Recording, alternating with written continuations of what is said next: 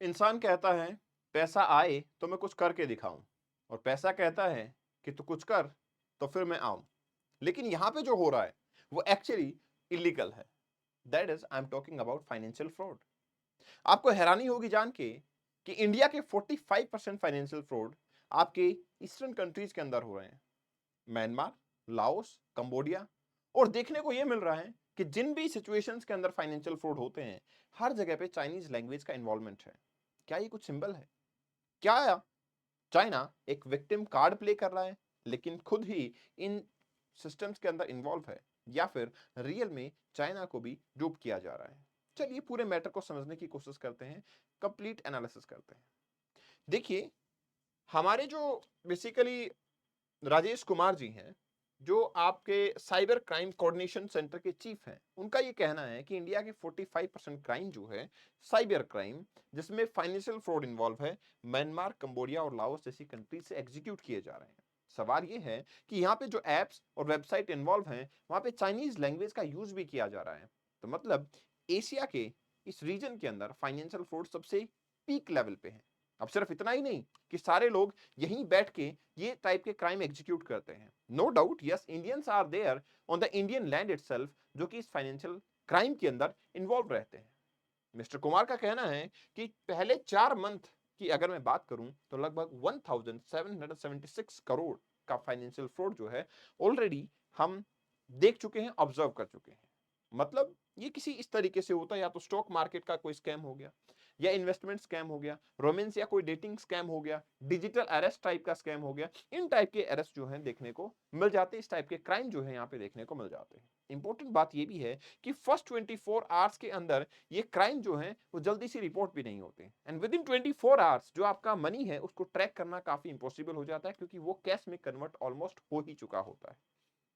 अभी के टाइम पे अगर देखा जाए तो 595 से ज्यादा एप्स जो हैं वो डिलीट किए गए हैं, ब्लॉक किए गए हैं। 3000 यूआरएल्स जो हैं वो ब्लॉक किए गए हैं। 3.25 लाख से ज्यादा अकाउंट जो है वो फेक पाए गए हैं। आपको ये भी जान के हैरानी होगी, 5 फेक अकाउंट में से 3 fake account public sector bank में है। मतलब प्राइवेट सेक्टर में तो फिर भी 2 ही अकाउंट है, 5 में से 3 अकाउंट आपके पब्लिक सेक्टर बैंक के अंदर देखने को मिल रहे हैं। इंपॉर्टेंट ये भी है कि बहुत सारे सिम कार्ड और आईएमईआई नंबर से जो फोन है उनको भी सस्पेंड किया गया है। लेकिन ये फाइनेंशियल फ्रॉड इस तरीके से बढ़ क्यों रहे हैं?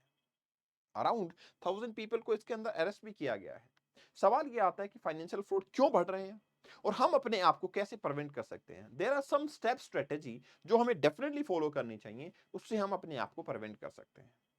हालांकि एक रिपोर्ट तो ये बताती है कि लगभग 44,000 क्राइम जो है वो चाइना के अंदर भी हुए हैं, जो कि फाइनेंशियल फ्रॉड से एसोसिएटेड थे। But we don't know, like Covid की रिपोर्ट, जिसमें हमें नहीं पता कि चाइना के अंदर कितने केसेस हैं, बढ़ रहे हैं, कम हो रहे हैं, क्या हो रहा था। सेम काइंड एक डेटा जो चाइनीज मीडिया की तरफ से आया है कि इतने सारे फ्रॉड जो है चाइना के अंदर देखने को मिले हैं। बट स्टिल यहाँ पे हर ऐप का चाइनीज के साथ में कनेक्शन होना, मोस्टली जो आपके यूआरएल्स हैं वो चाइनीज लैंग्वेज के अंदर होना, वो कहीं ना कहीं ये दर्शाते हैं कि शायद चाइना के अंदर इसका इन्वॉल्वमेंट हो सकता है। इंपॉर्टेंट ये भी है कि आपका जो इंडिया है वो सबसे बड़ा हब जो है फाइनेंशियल फ्रॉड का बनता जा रहा है, फाइनेंशियल फ्रॉड का बेसिकली विक्टिम का हब बनता जा रहा है। अब एक चीज इंपॉर्टेंट देखने को मिली थी, अराउंड May 20 को कंबोडिया के अंदर इंडियन सिटीजन्स ने काफी बड़ा प्रोटेस्ट जो है वो एग्जीक्यूट किया। कारण क्या था? कारण ये था कि जो उनके एम्प्लॉयर्स हैं उनके अगेंस्ट प्रोटेस्ट हो रहा था।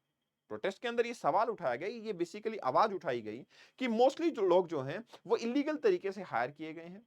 उनको बताया गया था कि ये जॉब जो है वो डेटा एंट्रिंग की जॉब है, लेकिन उसके बाद पता लगा कि थाईलैंड जैसी कंट्रीज के अंदर, कंबोडिया, लाओस, वियतनाम, इन जैसी कंट्रीज के अंदर फाइनेंशियल फ्रॉड जो है उनसे एग्जीक्यूट करवाया जा रहा है। मोस्ट ऑफ द टाइम तो ऐसा होता था कि उनसे बेसिकली जो लेबर आर होता है उससे भी कहीं ज्यादा लंबे टाइम तक काम करवाया जा रहा है, और उनके ही अपने रिलेटिव्स जो हैं या उनके ही अपने कांटेक्ट के लोग जो हैं उन्हीं का कांटेक्ट नंबर उठा के फोन किया जा रहा है किसी अदर वे से। तो ये फाइनेंशियल फ्रॉड जो है वो देखने को मिला था, और इसी वजह से कंबोडिया के अंदर बहुत बड़ा प्रोटेस्ट जो है देखने को मिला। आंध्र प्रदेश पुलिस ने काफी सारे लोगों को इससे एसोसिएटेड एरियाज के अंदर अरेस्ट भी किया है।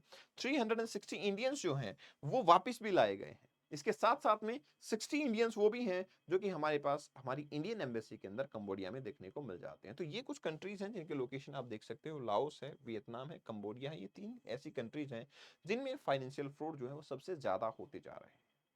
एक और इंपॉर्टेंट चीज है, गवर्नमेंट ऑफ इंडिया ने एक स्टेप लिया। गवर्नमेंट ऑफ इंडिया ने क्या देखा कि मोस्टली लोग जो थाईलैंड है, कंबोडिया, लाओस पहुंचे हैं, वो अपने टूरिस्ट वीजा पे पहुंचे हैं, लेकिन उसके बाद वो वापस नहीं आए। That's why now we are tracking those people जो कि बड़े लंबे टाइम से इंडिया से बाहर हैं, टूरिस्ट वीजा पे वो बाहर गए हैं, लेकिन अब वो बड़े लंबे टाइम तक वापस नहीं आए हैं। या तो उनको फोर्सफुली वहां पे एज ए लेबर रखा जा रहा है, या फिर वो अपनी खुद की विलिंगनेस से वहां पे पहुंचे हैं इन फाइनेंशियल फ्रॉड को बेसिकली एग्जीक्यूट करने के लिए।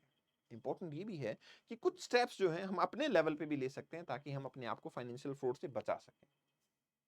अब सवाल ये है कि क्या इंप्रूव्ड स्ट्रेटेजी या इन्वेस्टिगेशन होना चाहिए जिससे हम अपने इंडिया के लोगों को सॉरी और इवन अपने सेल्फ लेवल पे फाइनेंशियल फ्रॉड से बच सकते हैं। देखिए रिसेंट रिपोर्ट क्या बताती है, Indian cyber crime coordination centre जो है उन्होंने रिवील किया कि digital financial fraud they are numbering around 1.25 lakh crore in last 3 years. मतलब ये फाइनेंशियल फ्रॉड लगातार जो है बढ़ते जा रहे हैं। साइबर क्राइम जो है वो एक बहुत बड़ा थ्रेट जो है लोगों की लाइफ के अंदर देखने को मिला है। 2023 की अगर बात करें तो लगभग 4850 केसेस के अंदर 66 करोड़ का फ्रॉड जो है वो देखने को मिला है। अगर पार्लियामेंट की स्टैंडिंग कमेटी की माने तो साइबर सिक्योरिटी और इससे इंसिडेंट जो बढ़ रहे हैं बेसिकली उसको देखते हुए हमें अपने एक सुपरवाइजिंग एंटिटी जो है वो बना लेनी चाहिए। जो नंबर ऑफ कंप्लेंट्स हैं वो इजी टू लॉज होनी चाहिए ताकि लोग तुरंत अपने फाइनेंशियल फ्रॉड को रिपोर्ट कर सकें। अब सवाल ये है कि ये फाइनेंशियल फ्रॉड काम आखिर कैसे करते हैं। देखिए मोस्टली फाइनेंशियल फ्रॉड जो है वो विक्टिम को कन्विंस करते हैं या तो मनी सेंड करने के लिए, या फिर आपका बेसिकली उनको पुश करते हैं कोई व्हाट्सएप ग्रुप, इंस्टा ग्रुप या फेसबुक ग्रुप या सोशल मीडिया प्रोफाइल पे कहीं जुड़ने के लिए। उसके बाद उनको फॉल्स प्रॉमिसेस दिए जाते हैं इन्वेस्टमेंट के, क्रिप्टो करेंसी के, या फिर किसी अदर तरीके से कस्टम पैकेज वगैरह कि आपका ये पैकेज आया है, इतना आपको बेसिकली इसके ऊपर टैक्स पे करना है, समथिंग लाइक दैट। इस टाइप के फाइनेंशियल फ्रॉड जो है देखने को मिलते हैं। इसके बाद में दूसरा फ्रॉड ये भी होता है कि आपकी सीक्रेट जो पिन है, आपके जो यूपीआई एड्रेस है, आपके ओटीपी जो हैं, उनके बारे में आपसे पूछना। तीसरी कंडीशन ये भी हो सकती है, कोई यूपीआई ऐप या फेक लिंक आपको सेंड करना जिस पे आप क्लिक करोगे तो ये एग्जीक्यूशन हो जाता है। स्कैमर्स जो हैं आपका वो बेसिकली विक्टिम को इवन फिक्स डिपॉजिट है, रिकरिंग डिपॉजिट है, इन तक भी वो बड़ी आसानी से इस डेटा से पहुंच जाते हैं। आफ्टर स्कैम क्या होता है, आफ्टर स्कैम जो फ्रॉडस्टर हैं वो पहले पैसा किसी टेम्परेरी अकाउंट में पहली स्टेज पे पहुंचाया जाता है, उसके बाद में उस टेम्परेरी अकाउंट से सेकंड स्टेज के अकाउंट के अंदर पैसा ट्रांसफर किया जाता है, मल्टीपल अकाउंट्स के अंदर पैसा ट्रांसफर होता है। थर्ड स्टेज में एक और अकाउंट यूज किया जाता है जहां से आपका पैसा जो है वो निकाल लिया जाता है किसी एटीएम के थ्रू, और उसके बाद में उसको ट्रैक करना काफी मुश्किल हो जाता है क्योंकि अब वो कैश में कन्वर्ट हो चुका है। That's a critical issue. Now सवाल ये है कि इस फ्रॉड को हम कैसे प्रिवेंट कर सकते हैं। देखिए पहला तो बहुत सिंपल सा है कि हर टाइम अपने सिक्योरिटी जो है वो हमें मेंटेन करनी चाहिए। लाइक आपकी मेल आईडी लॉगिन होती है तो आपको नोटिफिकेशन आता है कि इस विंडो से नई मेल आईडी लॉगिन हुई है, आप परमिशन देंगे या नहीं देंगे। इस टाइप की परमिशन हर टाइप के लॉगिन आईडी और पासवर्ड के साथ अटैच होनी चाहिए। अनटिल अनलेस की पहले परमिशन ना दी जा सके पहले वाले डिवाइस से, तब तक दूसरे डिवाइस में हम कुछ भी लॉक ना कर पाए। दूसरी इंपॉर्टेंट चीज कि हम कई बार अपने स्क्रीन शेयर करते हैं अपने एप्स की, फाइनेंशियल जैसे आपका पेटीएम या फिर आपका भीम है या कोई भी ऐप है उसका, तो screen share should be stopped ताकि डेटा जो है वो दूसरे के साथ में शेयर ही ना हो सके। तीसरी इंपॉर्टेंट चीज ये है कि 24 आवर से पहले पहले हमें उसको रिपोर्ट करवाना चाहिए। इवन कई बार क्या होता है विक्टिम के साथ ये जब फ्रॉड होता है तो मोस्टली चीजें डिलीट करने की कोशिश करता है, एंड दैट बिकम क्रिटिकल क्योंकि आप अगर डिलीट कर चुके हो तो आपके एविडेंसेस खत्म हो चुके हैं, लेकिन उसको लगता है कि मैं डिलीट कर दूंगा तो शायद जो फ्रॉड होने वाला है वो रुक जाएगा, लेकिन वो रुकता नहीं है। और उसके बाद में जो स्ट्रेस में आता है तो वो बड़े लंबे टाइम तक कंप्लेंट क्लोज नहीं करता, उसके बाद मनी को रिफंड लाना, उसको ट्रैक करना काफी मुश्किल हो जाता है। एक और इंपॉर्टेंट चीज है कि जो बैंक्स आपकी इंफॉर्मेशन शेयर करते हैं वो मोस्टली पीडीएफ फॉर्म में होती है, वो एक्सेल फॉर्म में नहीं होती जिसको कि अथॉरिटी बड़ी अच्छे से यूज कर सके। इंपॉर्टेंट ये है कि या तो आप हार्ड कॉपी में इंफॉर्मेशन रखते हो या फिर आप पीडीएफ में इंफॉर्मेशन रखते हो, उसको एनालाइज करना काफी डिफिकल्ट होता है। इस टास्क को इजी बनाने के लिए क्योंकि टाइम काफी इंपॉर्टेंट है तो हमें एक राइट फॉर्मेट के अंदर डॉक्यूमेंट जो है वो शेयर करने चाहिए। इसके अलावा जो IMEI रिपोजिटरी है उसको हमें मेंटेन करना चाहिए ताकि हर डिवाइस का जो यूनिक नंबर है, आइडेंटिफिकेशन नंबर है, इक्विपमेंट आइडेंटिटी जो है वो डेफिनेटली ट्रैक की जा सके। ये सबसे इंपॉर्टेंट चीज होगी। अब आगे आने वाले टाइम पे इंडियन गवर्नमेंट इस पे क्या स्टेप ले रही है, तो देखिए भारतीय नागरिक सुरक्षा संहिता 2023 जो कि आपका रिप्लेस कर देगा इंडियन पेनल कोड ऑफ 1861 को, वो इसको एक ऑर्गेनाइज क्राइम में, साइबर क्राइम को एक ऑर्गेनाइज क्राइम की कैटेगरी में रखता है। कॉन्टिन्यूअस अनलॉफुल एक्टिविटीज को परफॉर्म करने वाले को एक सीरियस जो है क्राइम के तौर पे देखा जाएगा और उसको एग्जीक्यूट भी उसी हिसाब से किया जाएगा। डिजिटल फाइनेंशियली फ्रॉड जो है वो आपके बेसिकली इस डेफिनेशन में काफी अच्छे तरीके से कवर है। देखिए आईपीसी जो है वो काफी पुराना था और उसके अंदर डिजिटल फाइनेंशियल फ्रॉड जो है इतने ज्यादा अच्छे तरीके से कवर अप नहीं थे। ना ही लोगों को राइट पता था, ना ही पुलिस को राइट एक्शन पता था। लेकिन यहाँ पे जब हम भारतीय नागरिक सुरक्षा संहिता को लागू करेंगे तो हमारे लिए एक अच्छी जो स्टेप जो है वो फाइनेंशियल फ्रॉड के लिए लिया जाएगा। इसके अलावा डेफिनेटली एट और सेल्फ लेवल हमें अपने आप को क्या करना चाहिए, जागरूक बनाना चाहिए।